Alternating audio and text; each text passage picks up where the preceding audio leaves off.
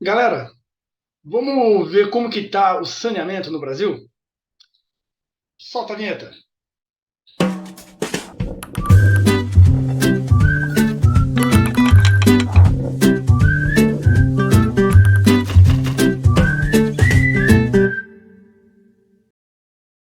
Olá a todos, olá a todas, sejam muito bem-vindos, sejam muito bem-vindas. Esse é o nosso canal da EcoClass. Eu sou o Dr. Fábio e convido vocês para batermos um papo sobre as perspectivas do saneamento no Brasil. Vamos passear aí pelo Brasil, vamos dar uma olhada em dados governamentais para tentar entender qual que é o atual quadro. Se estamos andando, se estamos parados, se estamos andando depressa, se estamos andando devagar.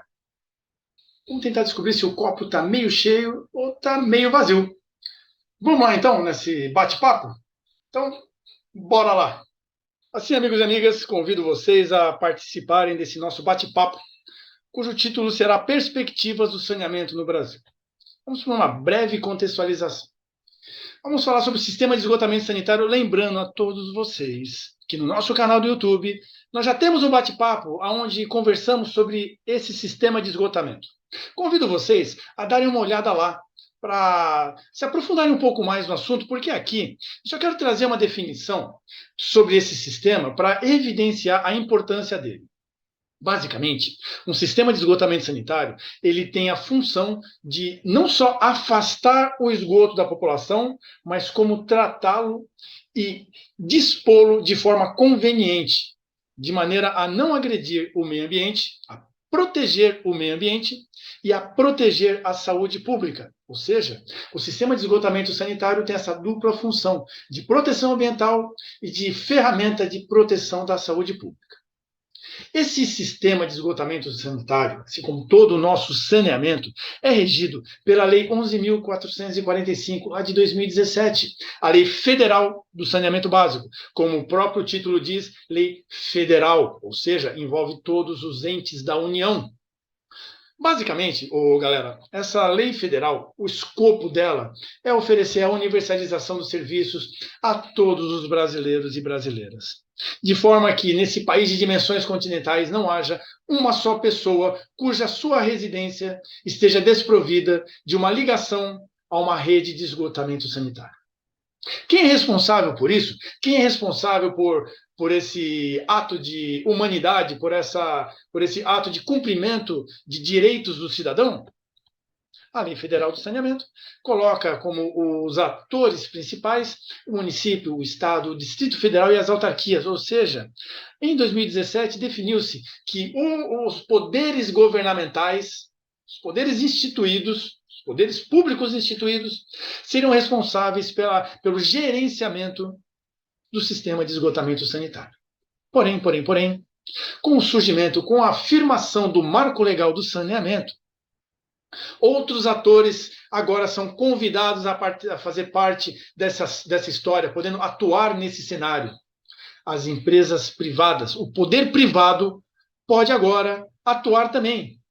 E isso abre espaço para uma modificação no cenário de atuação e principalmente na perspectiva da universalização dos serviços. Mas isso a gente vai conversar um pouquinho mais para frente, porque agora, galera, mostrando esse cenário, ou seja, um cenário onde nós temos responsáveis, e até antes do marco legal do saneamento, que, no caso, os dados que a gente vai trabalhar aqui, envolve justamente uma fatia do tempo antes das empresas públicas poderem, desculpa, antes das empresas privadas poderem entrar. Então, é um cenário onde o poder público é que gerencia e promove essa proteção ambiental e proteção à saúde pública. Vamos ver como que o poder público ofereceu o seu serviço a nós, os seus cidadãos. Dentro do nosso país, em média, e uma média muito, muito subestimada, porque é praticamente impossível avaliarmos pontualmente em todos os cantos do Brasil a geração e lançamento de esgoto, mas a gente acaba acreditando, só para ter uma ideia. Podemos dizer e admitir que diariamente são geradas 9,1 toneladas de esgoto por dia, por dia. Esse esgoto, ele tem alguns caminhos. Uma parte dele, 3,9 mil toneladas, vai ser coletada, afastada e tratada. Em sistemas de tratamento de esgoto centralizados, já que o nosso sistema de esgotamento, a forma de geri-lo, optou pelo sistema centralizador, onde grandes bacias de esgotamento sanitários encaminham grandes vazões de esgoto para grandes obras, para grandes estações de tratamento de esgoto. Então, desse montante aqui, 3,9 mil são coletadas e encaminhadas para ETs. 1,1 mil são encaminhadas para soluções individuais, o que compõe aquilo que chamamos de tratamento descentralizado, que, como a gente pode ver, não é o sistema de gerenciamento oficial do esgotamento sanitário, mas tem uma parcela de participação muito importante, muito importante. Esse volume de esgoto é encaminhado principalmente para fossas sépticas. Aí a gente vai para um outro lado, onde o cenário começa a ficar triste. Desse volume de esgoto gerado por dia, 1,7 mil é coletado, é afastado da população, mas lá na frente é lançado em algum rio, em algum corpo d'água, sem tratamento algum. E o cenário, com certeza, mais drástico, mais dramático, desse volume todo de esgoto, desse montante todo de esgoto, 2,4 mil toneladas são despejadas a céu aberto, ali, lançados no meio ambiente, direto do local produtor, direto da sua residência, lançado em córregos ou lançado em ruas, lançado em céu aberto, sem afastamento e sem tratamento. Em termos percentuais, podemos dizer que, diariamente, esse volume de esgoto gerado no Brasil, 43% é coletado e tratado, 12% desse esgoto vai para soluções individuais, sistema descentralizado de esgoto, 18% é afastado, é coletado, mas não é tratado, e 27% do esgoto produzido não é nem coletado e nem tratado. Esses números, que já não são muito aprazíveis, quando distribuídos no Brasil, ficam um pouco piores ainda do ponto de vista social. Olha como há uma disparidade nesses números, em termos de atendimento da população brasileira. Na região norte, apenas 13% da população é atendida por sistema de esgotamento. Na região norte, 30%. E olha aqui na região sudeste, capitaneado por São Paulo, a região sudeste, 80% da sua população é atendida pelo sistema de esgotamento. É, de fato, uma desigualdade que reflete as diversas desigualdades sociais que temos aqui no nosso país e que tanto o poder público como agora a iniciativa privada tem a obrigação de corrigir. Como falei para vocês, esses dados eles são anteriores à entrada da iniciativa privada. Então, estamos falando de um cenário majoritariamente organizado, administrado pelo poder público direto. 81% de tudo isso que acontece é gerido pelo poder público. Olha que as empresas privadas, até essa data, compreendem uma parcela ínfima de atuação. A tendência, novamente, com o marco legal do saneamento, são esses números aqui, ó, praticamente se inverterem. Por quê? Galera, porque trabalhar com esgoto é rentável. É uma atividade que leva dignidade, que leva saúde, que leva proteção ao meio ambiente e ainda oferece a oportunidade de ganhar dinheiro. Então é óbvio que e isso já está acontecendo, que as empresas privadas vão entrar com muita voracidade, porque enxergam nisso o meio copo cheio, né? A possibilidade, o campo vasto de trabalho. E a consequência disso será a universalização do saneamento. Pelo menos essa é a esperança que temos que nos agarrar. Enfim, consequência disso, e só chovendo no molhado, né, meio que redundante, 45% da nossa população não possui tratamento de esgoto. Ou, se quiserem, 55% tem a sua casa ligada a uma rede coletora de esgoto. Isso não quer dizer, novamente, cuidado com os números, isso não quer dizer que nosso esgoto, esse 55% é coletado e tratado. 55% da população tem a sua residência ligada a uma rede coletora, a um tronco, a uma rede coletora de esgoto. Ponto. esse cenário, infelizmente ainda muito atrasado de atendimento à população, pode ser muito facilmente compreendido quando a gente percebe o investimento nos sistemas de esgotamento. Vejam, nós temos aqui dados de investimento em bilhões de reais de 2013 a 2020.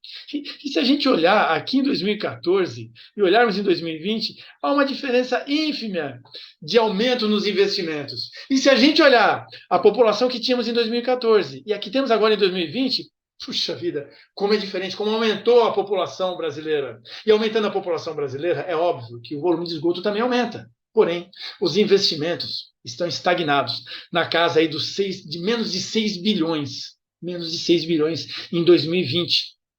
Isso nos permite entender o como ainda estamos atrasados em termos da busca da universalização e por quê o marco legal do saneamento torna-se hoje uma tábua salvadora, talvez a única opção promissora para a gente acreditar na reversão desse quadro, já que o poder privado, as empresas privadas têm condições, têm aporte, de fazer aportes financeiros, de fazer com que esses números mudem drasticamente. Mas isso, novamente, são spoilers. Daqui a pouco a gente vai falar melhor disso, a gente vai conversar melhor sobre isso. Vamos continuar batendo um papo sobre o cenário do saneamento, do tratamento de esgoto no Brasil. Vamos ver sobre a abrangência da rede de esgotamento. Como que tá como que andamos nisso dentro desse cenário que a gente está vendo que o investimento é ínfimo e que há uma disparidade entre as regiões brasileiras. Olha, aqui temos um mapa do Brasil com cores e aqui a legenda. Corzinha mais clara, até 25 municípios que coletam esgoto. Um caramelo mais escuro de 25 a 55, um caramelo mais queimadinho de 55 a 80 e um marronzinho cor bonita de cocô acima de 80 municípios que possuem coleta de esgoto.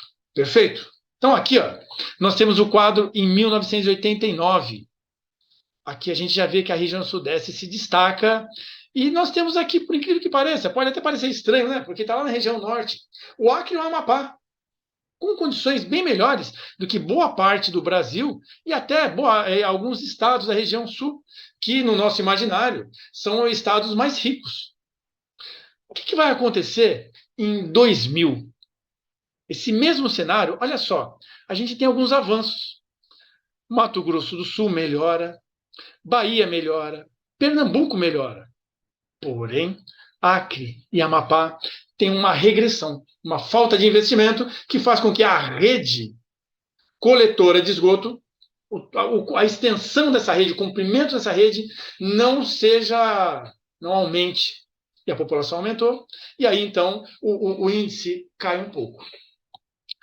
Em 2008, o cenário ele muda. Nós temos algumas melhoras. O Acre e volta a melhorar, Roraima dá uma melhorada, Amapá continua na mesma. Olha aqui, o Ceará, nós temos alguns estados aqui na região, eu não vou arriscar ler porque eu vou me embananar e vai ficar feio pra caramba, vai parecer que eu não sei geografia.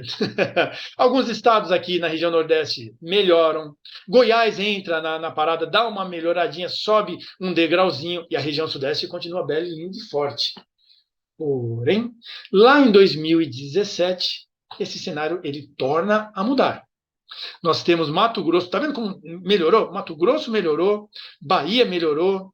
Quer dizer, tudo indica que o cenário está indo para frente. Acre destoou. Acre novamente regride em termos de abrangência na coleta de esgoto. Galera, o que a gente percebe? O que a gente percebe então? Estamos caminhando. Se a gente olhar aqui, 1989, e olharmos 2017, estamos falando de 18 anos. Estamos melhorando. Olha só como aqui está mais coloridinho, escuro do que em 89. Percebe? A questão é, está numa velocidade boa? Não. Mas, pelo nível de investimento que está sendo feito, dá para ser melhor que isso? Não. Então, galera, vamos ver agora esse quadro em termos de metragem, a extensão real da rede de esgotamento no Brasil. Até 2017, nós tínhamos cerca aí de quase 298 mil quilômetros de rede convencional de coleta de esgoto em todo o território nacional. Porém, vejam só, esse número, nós temos ele dividido em dois segmentos. O ideal, a nossa forma de gerir, a nossa forma oficial de gerir o esgotamento sanitário é esse aqui, ó, a rede separadora absoluta. Porque o nosso sistema de gerir o esgoto é o sistema separador absoluto. O que significa que temos uma rede coletora de esgoto e temos uma rede coletora de água de chuva. Há uma separação da drenagem pluvial, de águas de chuva, da drenagem de esgoto. Porém, no nosso país, nós ainda temos algumas misturas de rede de água de chuva com esgoto, misturas indevidas. Tá? Então, nesses quase 298 mil quilômetros de rede convencional de esgoto, vejam que ao longo das regiões, nós temos uma parcela que comporta essa chamada rede coletora unitária, onde nós temos a coleta de água de chuva junto com o esgoto, o que não é ideal. Felizmente, é ainda uma parcela muito pequena frente à parcela, à metragem destinada só a coletar esgoto. Mas o que é o ideal? Que esse laranjinha ele não exista. Ele não exista, porque a estação de tratamento de esgoto ela é projetada com vistas a esse sistema separador absoluto. Logo, é a vazão de esgoto que é levada em conta nos cálculos dos volumes, dos tamanhos dos tanques de uma estação de tratamento de esgoto. Se essa rede também introduzida água de chuva, essa vazão de infiltração é muito maior do que aquela prevista nos cálculos, e isso pode causar problema nas estações de tratamento de esgoto. Por isso, o ideal é que esse laranjinha sumisse. Então, nós temos aqui, novamente, infelizmente, uma disparidade no tamanho da rede coletora, na extensão dessa rede coletora nas regiões, que acaba sendo refletindo no que acabamos de ver em termos de cobertura nos municípios. Vazão de esgoto. É óbvio que o Brasil ele não é um país homogêneo em termos de distribuição da sua população. Nós temos aglomerados em algumas regiões e pingado de gente em outras regiões. Por isso, a vazão de esgoto acompanha também essa diferença, essa heterogeneidade na distribuição demográfica do nosso país.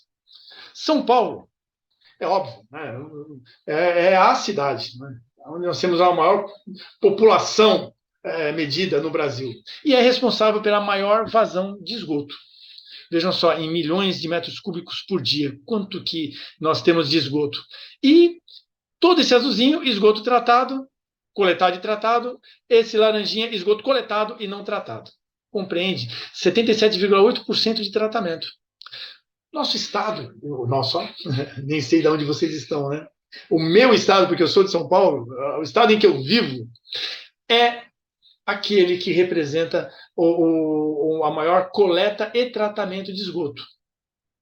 Em termos de volume de vazão de esgoto, o Rio de Janeiro vem logo atrás, como o segundo estado em termos de geração de vazão de esgoto. Mas, diferentemente de São Paulo, aqui ainda, até 2017, o último dado do IBGE que saiu aqui no Atlas de Saneamento 2021, a porcentagem desse esgoto coletado e tratado é muito baixa. O bacana, galera, é que se a gente olhar aqui Distrito Federal, tá certo que a vazão de esgoto aqui é bem menor, porém, olha que bacana, 100% de esgoto tratado. 100% do esgoto coletado é tratado. Novamente, cuidado com esses números. Não quer dizer que todo o esgoto gerado no Distrito Federal, de toda a população, é coletado e tratado. Quer dizer que, de toda a vazão coletada, toda ela é tratada. Isso mostra o desafio que temos aí pela frente em termos de aumentar essa coleta e tratamento de esgoto. Em termos de rabeira, de lá no final da fila, no que diz respeito à cobertura, nós temos os estados do Pará, Maranhão e Piauí. Bom, vimos o tamanho da rede coletora, da extensão da rede coletora, isso comparado com a vazão gerada nos estados, nos permite ir montando esse quebra-cabeça que nós já vimos ele já montado, né? Que foi o primeiro slide quando a gente viu como o Estado, a nação brasileira em suas regiões, como que o esgoto, a coleta e o tratamento de esgoto é ofertado à sua população. Mas a gente já está começando a entender esse quadro. Vimos os investimentos, vimos o tamanho da rede coletora, vimos as vazões geradas. Agora a gente vai ver o número de estações de tratamento de esgoto. Olha só aqui, ó, esses pontinhos, eles representam estações de tratamento de esgoto. E, novamente, infelizmente, se a gente olhar aqui na legenda, a laranjinha é 2017, o azulzinho 2008. Primeiro ponto bom. Ponto bom. Em todas as regiões, nós tivemos um aumento na construção e implantação de estações de tratamento de esgoto. Bacana. Se o tempo foi longo, se o andar é vagaroso, já discutimos sobre isso. Tá, ponto. Então, em todas as regiões, nós temos um aumento no número de estações de tratamento de esgoto. Esse é o ponto bom. Ponto negativo. Novamente, a região norte, a região centro-oeste destoam, principalmente da região sudeste e da região nordeste, que avançou bastante em termos de construção de estações de tratamento de esgoto. Mas a região sudeste ainda congrega o maior número de ETs em operação no nosso país. Para ter uma ideia, de todos os municípios que possuem sistema de tratamento de esgoto, apenas 36%, aliás, de todos os municípios computados nesse censo, apenas 36% possuem estações de tratamento de esgoto. Ou seja, em 2013 municípios que estão dentro desses 36%, 4.506 estações de tratamento de esgoto em operação. E, olha aqui, como estão essas 4.506 estações de tratamento de esgoto distribuídas em cada ente da União. São Paulo está aqui na frente, com a maioria absoluta, e aí nós temos cada vez mais diminuindo o número de estações de tratamento de esgoto. Não tem como ser diferente, galera. A gente está vindo de trás para frente, a gente já viu o cenário final, e aí a gente agora só está buscando argumentos para entender aquele cenário que mostrei para vocês no primeiro slide. Bom, temos aí estações de tratamento de esgoto em operação, essas 4.500 estações de tratamento de esgoto distribuídas nos 36% de municípios do nosso país. E aí a pergunta é, quais são os processos de tratamento que essas estações elas adotaram, que elas empregam para estabilizar e tratar o esgoto? Lagoa facultativa. Olha aqui, ó. Tudo isso aqui, esses pontinhos amarelos, de lagoa facultativa, em 2017, tá? Vejam que São Paulo, nós temos muitas estações de tratamento de esgoto que optaram pelo processo de lagoas para tratar o seu esgoto. No Nordeste também. Lagoas anaeróbias, também pulverizado aqui por São Paulo, um pouco na região central e um pouquinho aqui na região Nordeste e bem espaçados aqui na região central também. Lagoas de maturação. Vejam que as lagoas são processos de tratamento muito empregados. A lagoa de maturação, que é aquele polimento, né, que no sistema australiano, temos também um bate-papo sobre isso, hein? Quer se aprofundar um pouquinho nessa conversa? Assiste lá. As lagoas de maturação também estão pulverizadas aqui na região sudeste e bastante aqui na região nordeste. Reatores anaeróbios, processos anaeróbios, os mais diversos possíveis. Olha só quantos. E como a região sul e sudeste faz uso de processos anaeróbios. Filtro biológico. Não sei porquê, mas o pessoal aqui torce o nariz para filtro biológico. Ele é tão robusto quanto um lodo ativado. Ocupa mais espaço, requer uma operação melhor, coisa e tal, mas é um processo tão charmoso e tão eficiente. E olha aqui, ó. Temos bastante filtros biológicos na região sul e sudeste e alguns na região nordeste. Lagoas aeróbias.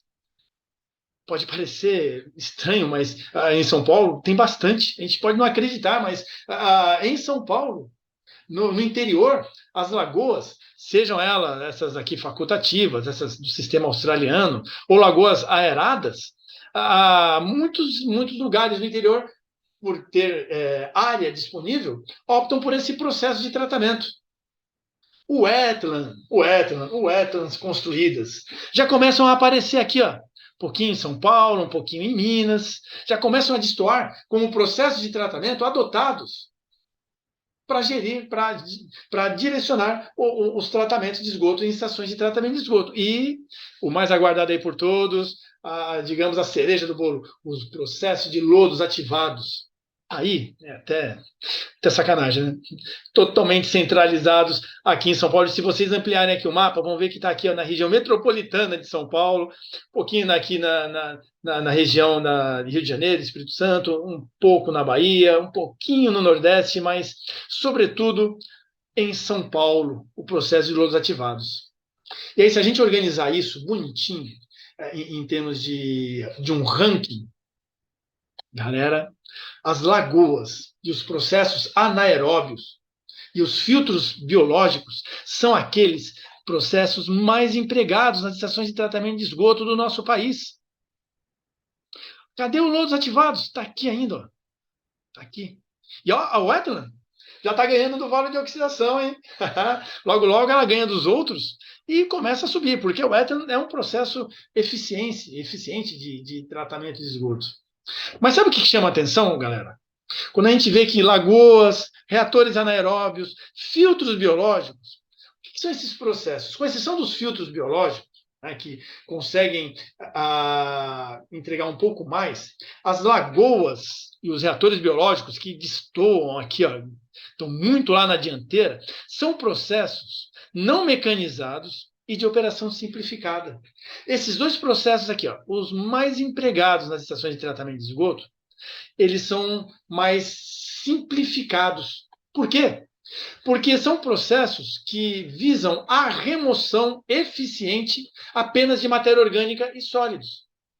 Não são processos que conseguem entregar uma eficiência de remoção de nutrientes, de nitrogênio e fósforo. O filtro biológico consegue remover nitrogênio, consegue nitrificar, mas processos anaeróbios e lagoas facultativas não têm essa eficiência na remoção de nutrientes. Ou seja, as nossas estações de tratamento de esgoto, espalhadas pelo nosso país, que já não são muitas, a maior parte delas ainda empregam processos que não conseguem atender aos ditames das novas exigências legais.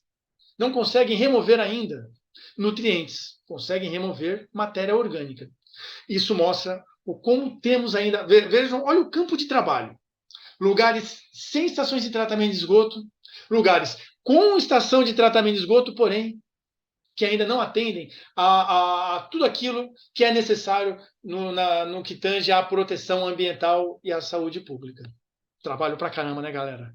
Bom, vamos ver aí, então, como que essas estações de tratamento de esgoto, como elas agem em relação à qualidade do seu efluente e a reuso. Né? Novamente, dados do Atlas do Saneamento IBGE 2021. Vejam, o CONAMA, a resolução CONAMA 430, ela coloca a própria estação de tratamento de esgoto como responsável por um plano de automonitoramento. Ela é responsável por realizar periodicamente as análises previstas no CONAMA, que permite avaliar a eficiência e, portanto, o atendimento a essa mesma legislação. Porém, meus amigos e minhas amigas, olha só a diferença. Na região norte, apenas 65%. Na região nordeste, só 57%. E aqui, envolvendo a região sudeste, sul e centro-oeste, 80% fazem esse plano de automonitoramento. Cumprem esse pré-requisito de coletar o seu efluente final e mandar para um laboratório externo ou em um laboratório interno, ambos acreditados, realizar as análises de caracterização. Número muito pequeno ainda, né? Se a gente vê aqui no Sudeste, temos bastante, mas na região Norte ainda há muito o que se ganhar, né? em termos de cumprimento à legislação. O reuso não é muito diferente, né? Haja vista que o reuso ainda nem tem um arcabouço legal para si, mas já é uma realidade há muito tempo. Porém, poucos municípios fazem uso do reuso do seu efluente, das suas estações de tratamento de esgoto. Novamente, a gente tem São Paulo aqui como pioneiro, seguido do Espírito Santo. Né? Mas mesmo em São Paulo, é ainda um número muito pequeno de municípios que faz uso do reuso do efluente gerado nas estações de tratamento de esgoto. Novamente, meus amigos e minhas amigas, campo de trabalho. Né?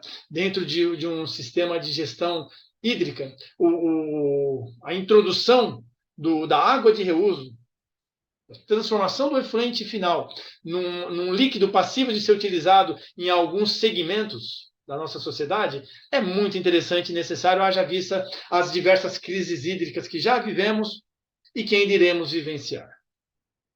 Por fim, agora a gente vai entender a interface disso tudo com a saúde pública, olhando aquilo que mais reflete a falta de saneamento, as doenças relacionadas ao saneamento inadequado. Vejam, mesmo com um investimento baixo, olha só como essas doenças relacionadas ao saneamento inadequado, olha como elas caíram bastante de 2008 a 2019, fruto de um pequeno avanço, mas que já traz esse reflexo.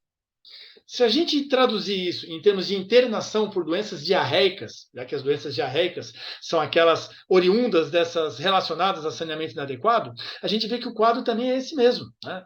Uma queda de 2008 a 2019.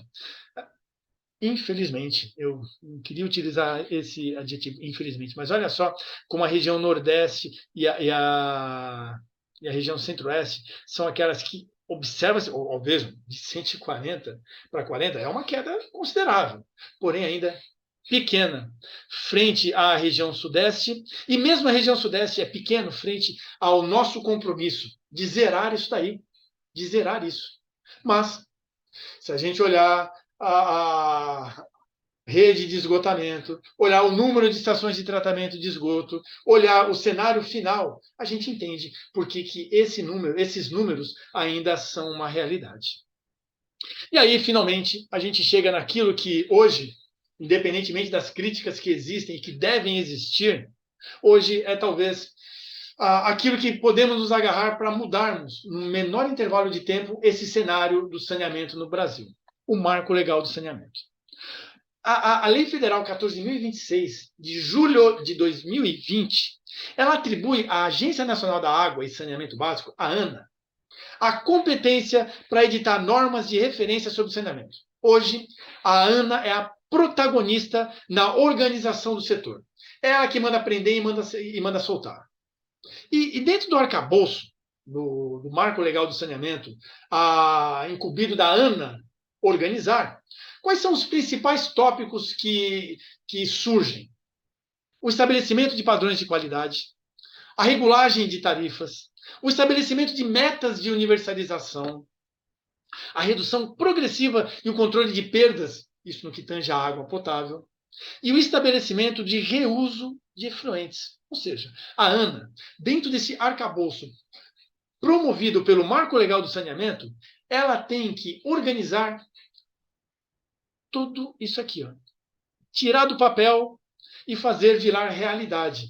E para isso, ela pode estabelecer, não só pode, na verdade, ela estabeleceu a entrada do setor privado no âmbito de concessão de lotes de saneamento. Aquilo que eu falei para vocês lá no começo. A partir de agora, a partir da promulgação dessa lei, o poder público deixa de ser o único ator a promover o saneamento. As empresas do setor privado agora também podem conseguir concessões e fazer parte desse cenário de proposição de saneamento. O que isso significa? Perspectivas de entrada de dinheiro. E olha que é bem otimista, né? A Abicom, Sindicom, né? O sindicato das empresas associadas ao saneamento, relacionadas, tangenciando o saneamento, prevêem o aporte de até 17 bilhões de reais. É muito dinheiro, é muito dinheiro. E isso já começou, galera. Isso já começou. Nós já temos uma série de leilões de lotes de saneamento que já ocorreram e empresas ou consórcios de empresas do setor privado que entraram e que ganharam. Em Goiânia, em São Paulo, Ceará, Rio de Janeiro, Alagoas, Amapá, algumas empresas Algumas empresas ou consórcios de empresas ganharam o leilão, fizeram a maior proposta de investimento e passaram,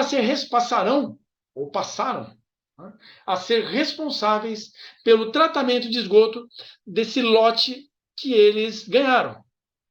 Vejam que nós estamos falando de milhões de reais numa concessão que dura 35 anos. É uma pena que o poder público não mostrou-se até agora a competência de universalizar o saneamento. É por isso que a expectativa é que a entrada disso aqui signifique que a gente consiga inverter essa balança. E inverter essa balança, nós tenhamos bilhões de reais suficientes investidos anualmente para que consigamos atingir a meta prevista na universalização do saneamento, que era para acontecer em 2033. Ou seja, em 2033, era para termos em cada casinha de cada brasileiro ou brasileira do nosso país um tubo ligando a sua rede, o seu esgoto gerado na sua residência, numa rede coletora de esgoto, e é claro, esse esgoto sendo tratado e lançado no corpo receptor dentro das premissas legais. Se a gente voltar aqui, né, aos investimentos, é de fato, talvez, agora a única forma de nós nos pegarmos a expectativa e ficarmos de olho, cobrarmos e atuarmos. É por isso que você que está assistindo a esse bate-papo, entenda a importância de você se preparar. O mercado vai absorver, as concessionárias privadas vão absorver já estão absorvendo um número muito grande de profissionais. É tua chance de fazer parte dessa história. E aí, meus amigos e minhas amigas, eu espero sinceramente que possa ter contribuído em incentivá-los a entrar nesse mercado do saneamento, a entender que nós temos um copo meio cheio, nós temos ainda muita coisa, temos um cenário de copo meio vazio, porque há pessoas desprovidas do mínimo de dignidade em termos de saneamento, mas temos a possibilidade de transformar isso, temos a possibilidade de trabalhar, temos a possibilidade de construir carreira. E aí, galera, se isso serviu para te estimular, para aguçar a sua curiosidade, se você gostou, se foi bom para você, dá o joinha. Agora, clica aí no joinha. Acione aí o sininho para receber as nossas notificações de novos bate-papos, de novos vídeos e principalmente, compartilha esse conteúdo com os seus contatos. Porque se você achou que agregou conhecimento para ti, vai agregar conhecimento para os seus colegas. Ajude-nos a divulgar essa informação. Siga-nos em nossa rede social. Se você ainda não é inscrito no nosso canal do YouTube, por favor, não perca tempo. Para nós é tão importante. É muito importante porque o robozinho do Google, ele entende que o conteúdo é relevante quando há interação. Quando você dá o joinha, quando você escreve lá algum comentário logo aí embaixo, quando você se inscreve no nosso canal. E isso nos ajuda a divulgar essas informações. E esse é o nosso compromisso. Então, amigos e amigas, agradeço a companhia de vocês e nos vemos no nosso próximo bate-papo sobre saneamento. Até lá, cuidem-se. Até!